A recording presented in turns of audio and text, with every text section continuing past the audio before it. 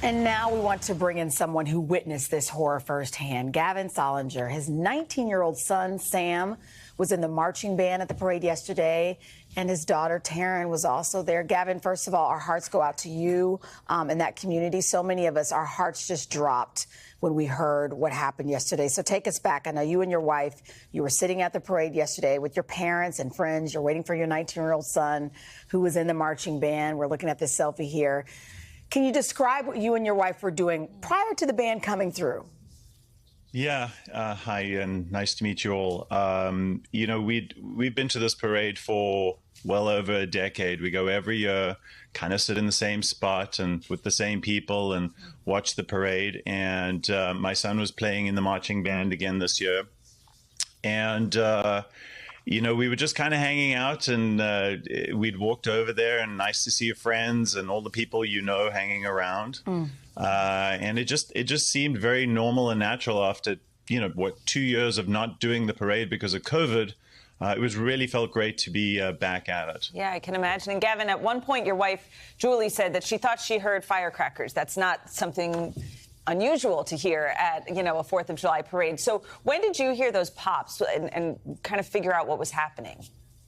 Yeah, so we were standing there, the parade started, it literally just started. And then the marching band came, and right before it showed up, we kind of crossed the street to the other side to get a better vantage or view of my son playing the trumpet. We're taking pictures. It was awesome. They passed us, and then after the band passed us, we went back to our side of the street, and we were just kind of standing there watching, and the band was playing, and then you just started to hear this. It was loud, pop, pop, pop, pop, pop, like everybody else describes. But the difference is that it went on for a long time. It really was. It seemed to be going on forever, and then. My wife looks at me and goes, Julie says, oh, I think that's fireworks over there, or, you know, firecrackers. And I'm like, no, that's definitely not firecrackers. Those are gunshots. We need to get up. And then you started to see this kind of slow realization over the crowd where people started to stand up and, you know, like walk and then absolutely run. Everybody just kind of trying to run out of harm's way away from the sounds. I mean, you were with your parents, but you were separated from your two kids. You were not only without your son, who's in the marching band, but your 16-year-old daughter, as we understand it, was there as well with a friend. What was it like not knowing where they were? Yeah, I think you guys are parents. You know what this is like. That feeling. You know, firstly you've got to figure out, how do I get to safety? How do I get my parents to safety and my wife and everybody with the thousands of people? And you're sort of running away, hoping and praying that you don't feel anything or get shot as you're running away. There's nothing you can do. You're a sitting duck. And then as you get to the corner, you just start stressing. It was like, I need to get all the Taryn. I need to get all the Sam. Like, where are they? Are they safe? So obviously I start calling them. Thankfully, my daughter was really smart, and the second it started, she didn't try come look for us or do anything. She just ran as fast as she could. She's a runner, so she said she told me last night she thinks she broke her own record of how fast she ran away. Wow.